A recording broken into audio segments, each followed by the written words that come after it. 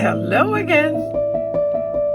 Well, as you can see, a couple of days ago, I woke up to this spectacular sunrise, and I saw this red light in my bedroom, and I thought that was a fire. But then, of course, when I looked outside, I saw this, and in real life, it was even more intense. The colors were just absolutely spectacular. That camera didn't capture that well at all. But anyway, autumn is definitely here. We've had a lot of rain and very, very strong winds. But now it's nice. It's actually very calm and very nice autumn weather.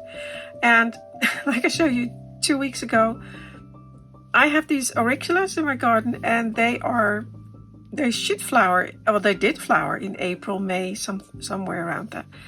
And they're flowering again. They're very confused, as are my clematis, and I showed you those before, and they're almost finished flowering, but they're still hanging in there. And they're summer flowering, early summer flowering ones. And also, my lilac bush is a little bit confused because it's been sending out these tiny little flowers. Normally they're much, much bigger, but still, the scent is amazing, even though they're so small. But again, yeah, wrong time of year to be flowering. And here I have one of my hydrangeas. Again, it's in autumn mode, beautiful red leaf. But yeah, it's sending out these new shoots and little buds, but also leaves. And that should not be happening because we're in autumn, and we're in November, and it could get really cold all of a sudden. Yeah, so it's a bit strange.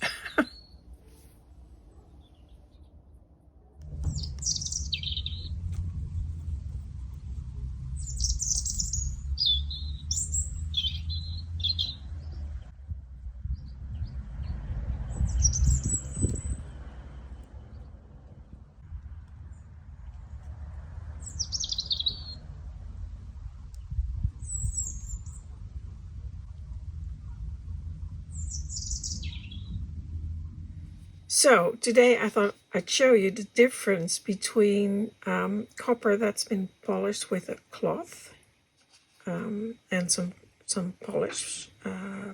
This was the rouge I used last week. And I have the same pot, and that one hasn't been polished for some time. So what I'm going to do here, and I've got some more copper in here, and it's not really dirty, but it could use a little bit of polish. I'm going to put, this is an aluminium foil tray, and I will put in here some baking soda and some boiling water, or very hot water, and then just let it sit for a while and see what happens if it cleans. And I'll be curious because some of you have mentioned this method, and I have used it in the past on my full scale, my cutlery, and yeah, I don't know, I feel it just doesn't give the same shine as when you polish, but it does clean, so I'll try it out and then compare the two. Right, so I've put the copper in here, and I've put some more aluminum foil in the little tray because there was a hole in there. But let's see, my water has just boiled. I'll just put some baking soda in there. I don't know how much to put in there, but I'll just put some in there. And then some very hot water. My washing machine is finished. There we go. And my copper wasn't really that dirty.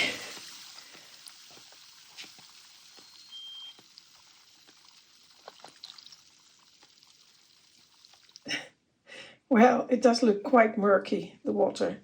With silver, when you're using this method, the tarnish is sulfide, and that reacts with the, it's a chemical reaction, and the sulfides transfer onto the aluminum foil or aluminium foil. Copper is not, it's not the same. The tarnish is caused by copper oxide, and this method will clean a little bit, but I'm not sure if it's because the chemical reaction isn't the same. The transferring of there is no sulfide, so it doesn't transfer to the aluminum foil, but it does clean a little bit.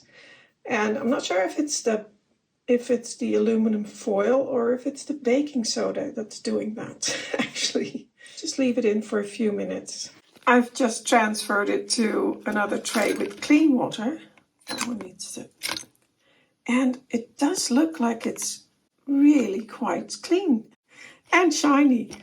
And I just wanted to show you this. This is the aluminum foil. And there's a lot of black residue left behind. Now, like I said, I don't know whether it's the baking soda or the aluminium foil that's doing that. I'm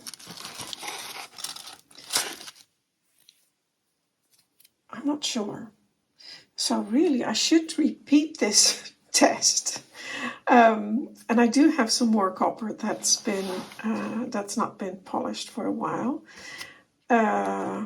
It's not dirty, but it hasn't been polished for a few years. And just use hot water and baking soda. So we'll see how that turns out. But it looks, you cannot really see it here in the water. Maybe I can try and, it's quite hot. Look how clean that is.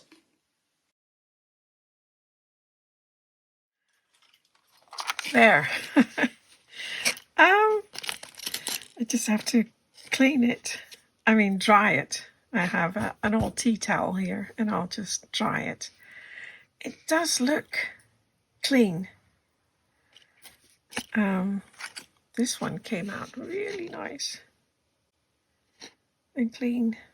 It kind of has a few spots on there, but we'll see if drying it. And this is the one that I showed you earlier. It does look a lot cleaner, and it's quite shiny actually. I'll just have to clean it or dry it.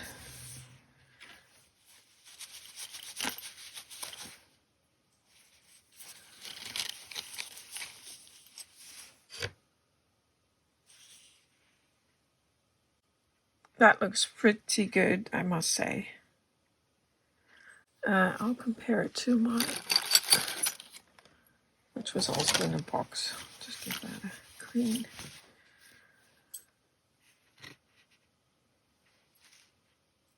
Oh, that's the wrong one. This is the smaller one. I had this one before.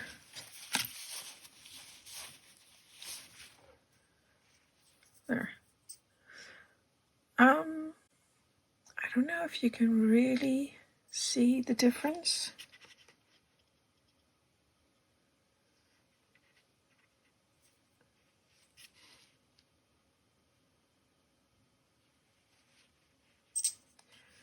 There is a tiny difference, but it's so small.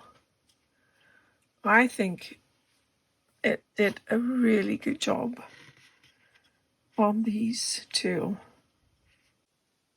Now, a lot of these pieces looked really good after just this little clean, especially the Country Treasures pieces and the Philippe Bordelais pieces, but not all of them came out as shiny as I would have liked.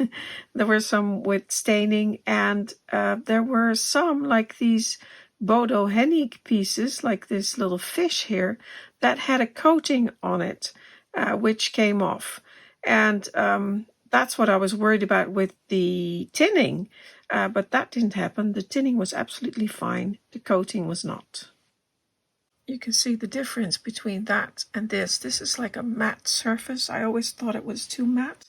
There's another piece. I have several of these Bodo Hennig pieces. Where's the other one? Is that in here? I don't think it is. Oh, yeah, this one. This one. Same thing.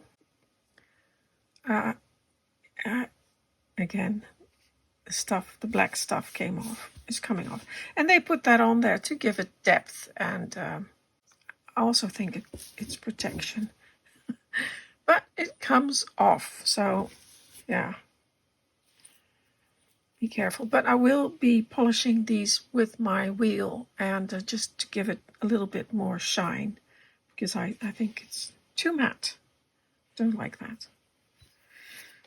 And I think I will polish these with the wheel as well. Now I'm hoping that it is real copper. I think it is, looking at the edge. So that when I polish it, I don't cut through to the tinned, but it's quite thick, so I think it will. So there are a few things to be aware of when you use this method with aluminum foil and baking soda. And again, I don't know. Ooh, that one looks weird. I don't like the way that looks. This one needs to be polished. Don't like that. It's got like a stains on there. It could be fire scale, but I don't know. Not happy with that one. This again, Bodo Hennig. Although that one looked pretty.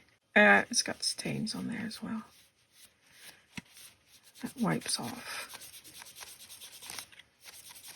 But again, as you can see, it's slightly matte, the surface. It's not as nicely finished as, for instance, these by Philippe Bordelais, or this by Country Treasures. Very different, because these are hand finished, and I think these are factory made, even though they're nice, but they're, yeah, it's got all of this stuff on there. That just came off. And yeah, so my conclusion is be careful with what you put in there. I like some of the results. I'm quite surprised actually how well that cleaned, especially these pieces. This one also has some discoloration. That one needs polishing as well. Yeah, the more I see, the more I'm thinking, some of them are really nice. This one's got some discoloration as well. Maybe because it was touching the bottom. I don't know.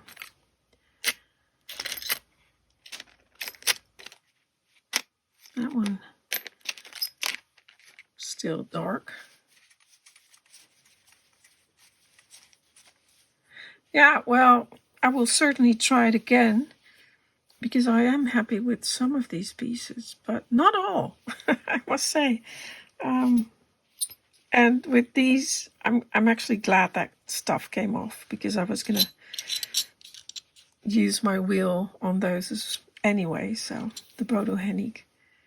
The tinning remained intact on the inside, which I'm happy about. I was a bit worried about that, but so this one hasn't cleaned nearly as well. It may be because of, maybe it was inside, I was sitting in there, or I don't know. Maybe I'll have to do them again.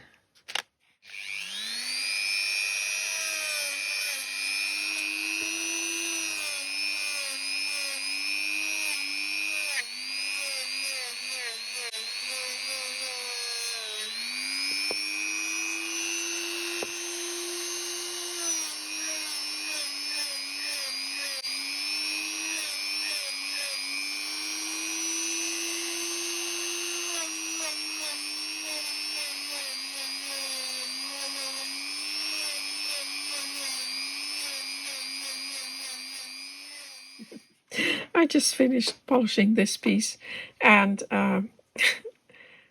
apparently most of it was not in the shot, so I'll explain again what I've been doing. I've been polishing this copper, and I will do the other ones as well. Here you can see what it looked like before. Very similar color, and now it's so lovely and shiny. I use this polishing compound. It's called Rouge. It is a polishing compound that is used after you've finished making a silver piece. I'm using it for copper, but it's used in silversmithing. Then you go through several stages of polishing, and Rouge is the last stage of polishing. It's the finest polish of all these stages. And then you wash it and clean it. And I do that here as well. I'll be using this Rouge. And I'm using this, I think it's called a mop brush, a wool pendant wheel. And it was new when I started. And it looked like this. This is a new one. Very soft bristles, very, very, very soft. So you don't leave any marks, because of course you want the more smooth the surface is, the better the shine. So if you use a coarser wheel, then your shine will be less. Here I have a felt wheel, which comes with a lot of the Dremel. Those boxes with accessories often have a felt wheel. You can use a felt wheel, but it's very coarse. You can feel it on your fingers. It's very coarse, and it will leave a mark if you're not careful. Especially if you go with the direction of the wheel, when it spins, if you go like this direction, it might very quickly leave a groove, and you don't want that, of course. So it's better to just pull it, because the wheel spins this way, and then just pull it down. That's much better idea. I just wouldn't use it, except for if you have like this, for instance, has a lot of solder on it, and I may use that to get some of the solder off. I'll see. We'll see. I'll do that. I could do that, but for polishing, it's a bit too coarse. You want something softer. And then I just, turn on the Dremel, load up my wheel with polish, and too much is never enough, never good. But you do want a substantial amount. You don't want to be stingy on the polish. This I need to do. I'll just try this one. I'm a bit worried about this one, because I'm afraid that the copper layer is very, very thin. But we'll see. I'll just try it.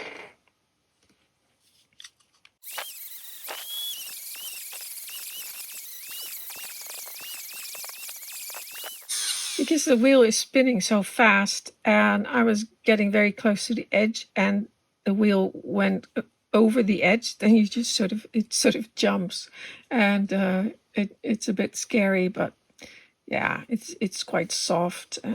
You try not to do that, but especially when you're close to edges, you have to not go with the wheel, because if you go with the wheel, then it will jump. You always have to pull it towards you, or go to the left, pull it towards you. Then it's less likely to happen, but it will happen anyway. It will happen. Looking at this, it's looking quite good, actually. I was a bit worried, but it's looking good. There is copper underneath. I think the light on the camera, it doesn't show that well, but I can tell it's looking quite good. There's stuff on this edge. I don't know what that is.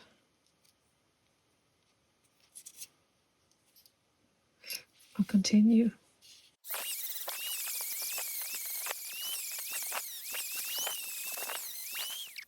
That's looking really good. And it hasn't even been washed yet, so there's some black residue on there. But yeah, and this piece, it's not very smooth, so it has a lot of, it's almost as if it has been carved.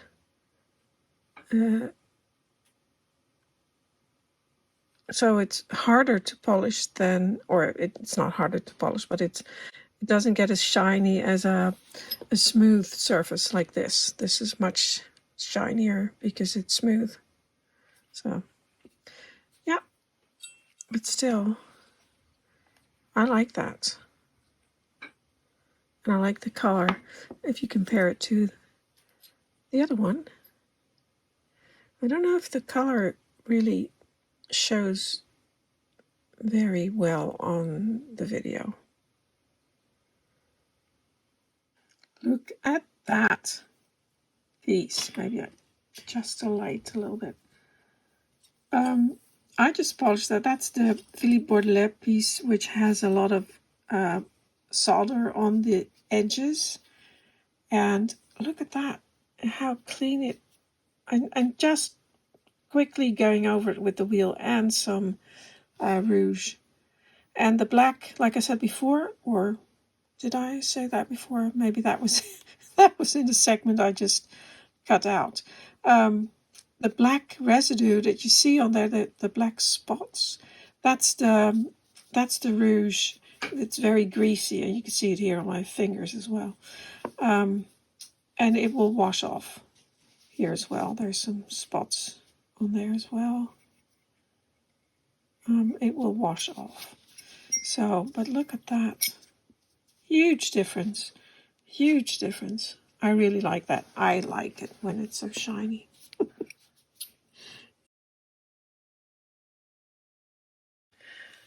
Here's a little tip for when you're working on these small things and you're afraid your wheel will go over the edge, which, trust me, it will happen.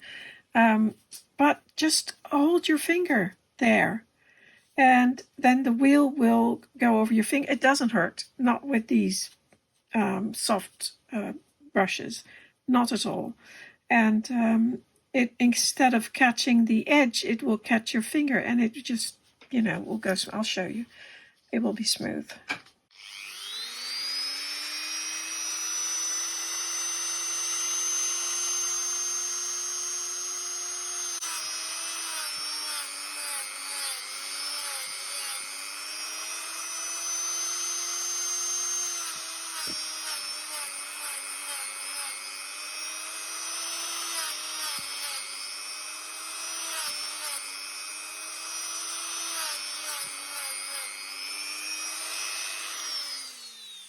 See, that was easy, and now I've polished the edges and my finger. Yeah, your hands get really, really dirty, but you can wash them. That's okay. And then I still have to do a little bit more work here on the edge, but that's makes it a lot easier. So do that. Now, the other reason, and I forgot to tell you this before, why the box is there, it's not just to catch all that debris that's there. You can see it over in the back here. But when you're polishing, you have to hold on to your piece really well. And sometimes when you're working and you're turning it, you lose grip. And then your wheel will pull the piece from your hands, and it will go flying. It will just hit that box really hard. If the box isn't there, it's going to go flying across your workshop or your room, and you'll never find it again. Well, you might, but it's difficult. So now that is why I also keep the box, because if you're working here and it will rip it out of your hand, the box will catch it. So there's another reason why it's there.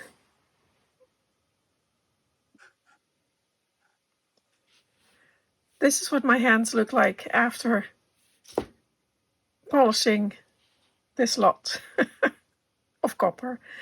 So you can imagine what my face looks like, so you have to wear a mask. Yeah. It flies everywhere. That's where what the box is for. That's why I'm wearing an apron. And that's why you have to wear a mask. Well, there it is, finished. It was a lot of work and everything was red. Not just my hands, but the table, and underneath I put down a towel, but everything underneath was red. Everything in the vicinity was red. My camera was red. My laptop was red.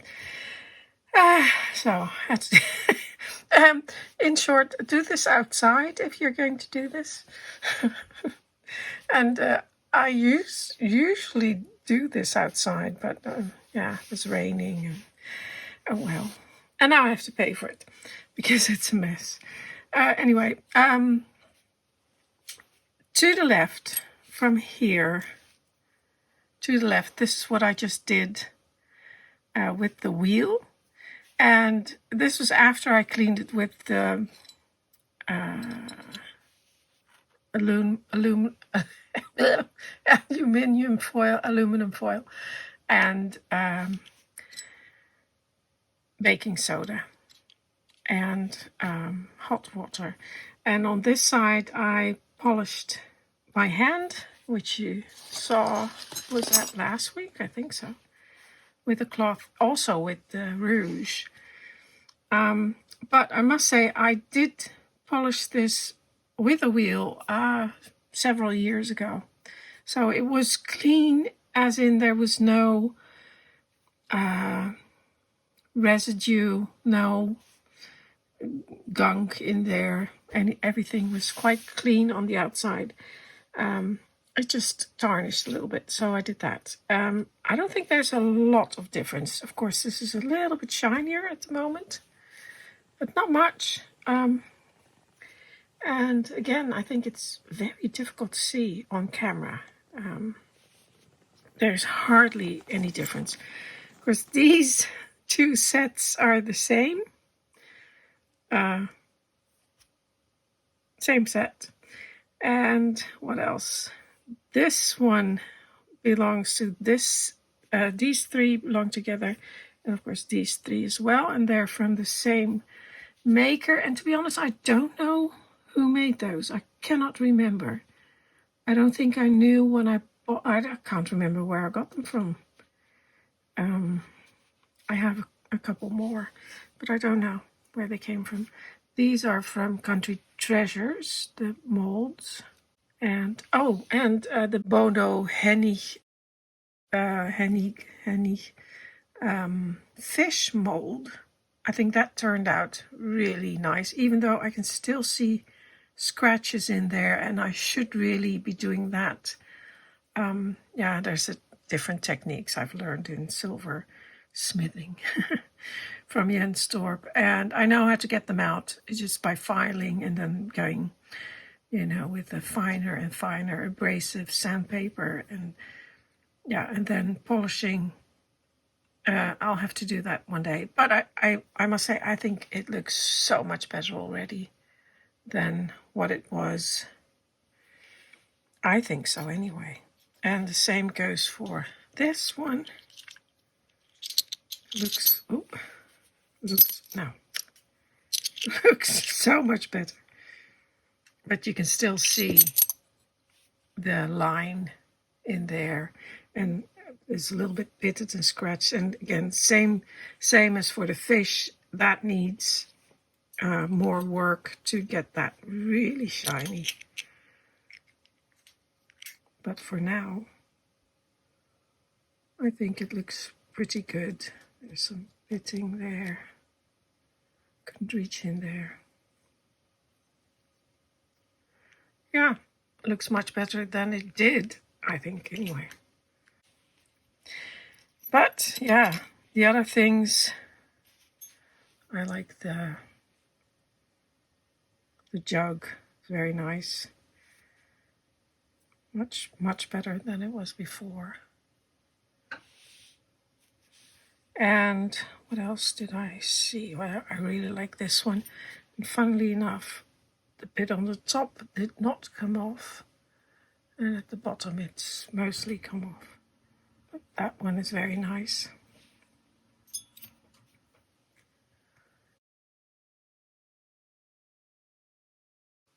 And I did put these in a hot bath with some dishwashing liquid in the ultrasonic machine to get the residue of the rouge off, and it becomes really, really clean. I like it very much, and I'm pleased. Well, I've cleaned everything and all the lights are working again. This is all clean. It's so much work to get everything out and clean it all up.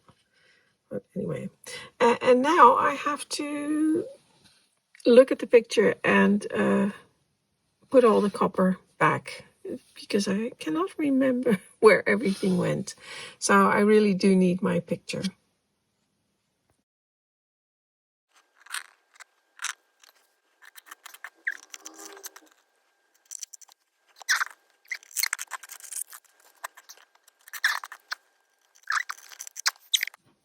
It's always a bit of a struggle to get these tiny pieces back, especially this one is underneath the cooker hood.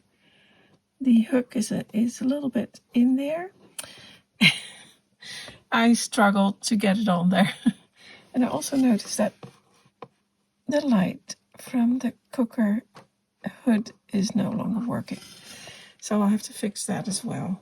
I'll have to see if it's the light or whether it's the wiring. Anyway, last things to do is put all of those pieces back and the table, and then it is finished. Oh, and cut the glass. Yeah. So the cooker hood light, I don't know if it's the bulb or the wiring. I can just about get that. Let's see if the bulb is still okay. Okay, I'm going to attempt to show you this, but here you see those two like hooked wires sticking out of that in that glass bulb. There should be a tiny wire in between those two, and those are the two that make the connection from and I don't know if you can, there is the tiny wire is in there but it's no longer connect. Oh, there it is. I can see it, right? I don't have another hand to show you, but there's two wires sticking out with the curve, and then below that, slightly going to the left towards my thumb, is a tiny, there it catches the light. That's the one. And that should be in between those two wires. So that's broken. So in theory, if I put in a new bulb, the light should work. So let me search for one. I don't know if I have one, but we'll see. I do have one. Actually, I have two left.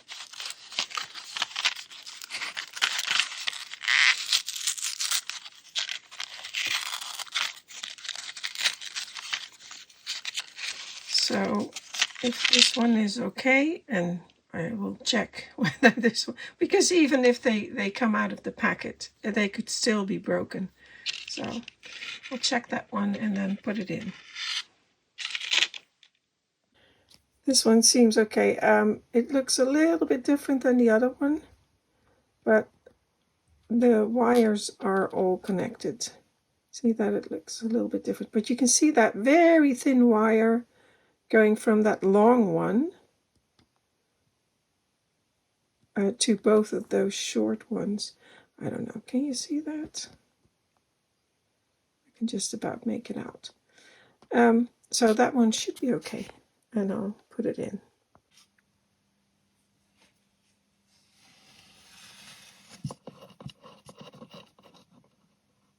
Haha. Yep, that's working. Perfect.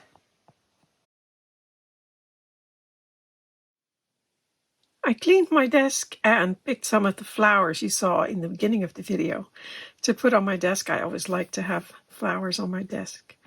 And I also cleaned the kitchen, so now it's time to put everything back.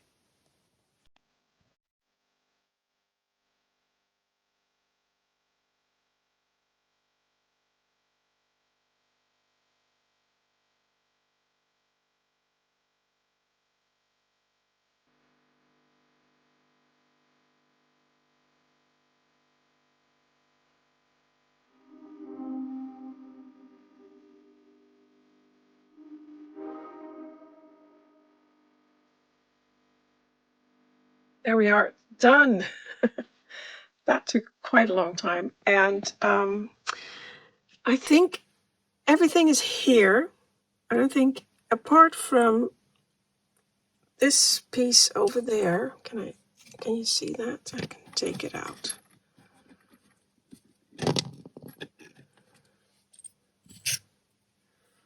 This is a piece by Elisabeth Coseret. And it has it's a bit dark in here, isn't it? There, that's better. And I think it had a lid, and I don't see it anywhere, so that may have fallen out of the box when I sat on it. But, you know, maybe I'll find it again. And one more thing, let me just put that back. Other than that, all the porcelain, like I said before, nothing broke. Not any of the silver, not any of the glass, nothing at all. However, I have a little bit more damage that I didn't see before.